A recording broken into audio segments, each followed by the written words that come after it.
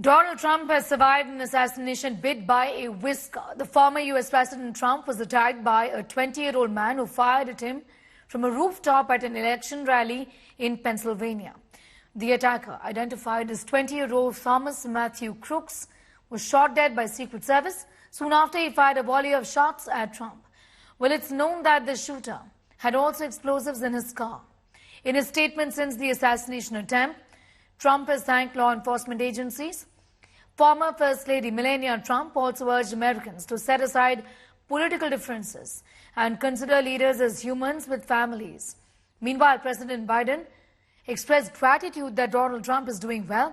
Joe Biden addressed the country and said that disagreement was inevitable in U.S. democracy and that politics must never be a literal battlefield. Biden said he wanted an America of decency and grace and not that of extremism and fury. Last night, I spoke with Donald Trump. I'm sincerely grateful that he's doing well and recovering, and we had a short but good conversation. Jill and I are keeping him and his family in our prayers. We also extend our deepest condolences to the family of the victim who was killed.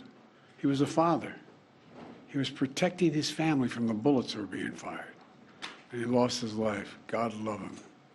We're also praying for the full recovery of those who were injured, and we're grateful to the Secret Service agents and other law enforcement agencies and individuals who risked their lives literally for our nation. As I said last night, there is no place in America for this kind of violence or any violence for that matter. An assassination attempt is contrary to everything we stand for as a nation, everything. It's not who we are as a nation. It's not America. And we cannot allow this to happen. Unity is the most elusive goal of all, but nothing is important than that right now, unity. We'll debate and we'll disagree. That's not going to change, but we're going to not lose sight of the fact who we are as Americans. Look, Vice President Harris and I were just briefed in the Situation Room by my Homeland Security team, including the Director of the FBI, the Secretary of Homeland Security, the Attorney General, the Director of the Secret Service, my Homeland Security Advisor, the National Security Advisor, and we're going to continue to be briefed. The FBI is leading this investigation, which is still in its early stages. We don't yet have any information about the motive of the shooter. We know who he is. I urge everyone, please, don't make assumptions about his motives or his affiliations. Let the FBI do their job and their partner agencies do their job. I'm instructed that this investigation be thorough and swift, and the investigators will have every resource they need to get this done.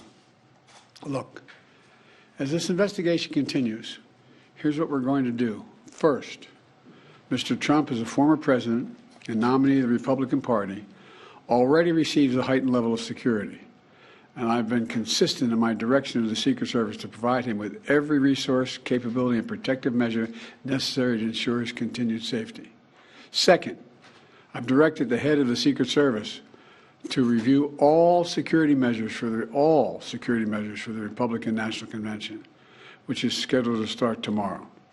And third, I've directed an independent review of the national security at yesterday's rally to assess exactly what happened. And we'll share the results of that independent review with the American people as well. And finally, I'll be speaking more about this tonight at greater length from the Oval Office. We must unite as one nation. We must unite as one nation. כולנו צפינו בזעזוע אתמול לניסיון ההתנקשות הנפשע בנשיא לשעבר דונלד טראמפ, מועמד לנשיאות בארצות הברית. זה לא רק פשע נפשע, זה גם ניסיון להתנקש בדמוקרטיה האמריקנית. לשמחתנו טראמפ ניצל בנס, הוא מחלים עכשיו, נראה שהוא חזר לאיתנו. אני מבקש לשלוח לו בשמי, בשם רעייתי שרה, בשם שרי ממשלת ישראל, ובשם עם ישראל כולו, תיחולנו להחלמה מהירה וחזרה לאיתנות מלאה. Замах на життя Дональда Трампа – жахливий злочин, який можна тільки засуджувати, і який демонструє, наскільки серйозні виклики глобально зараз перед демократією. Насильство в жодній формі і ніде абсолютно не повинно взяти гору. Я впевнений, Америка гідна пройде цей виклик. Я бажаю якнайшвидшого відновлення пану Трампу, сил, підтримки усім,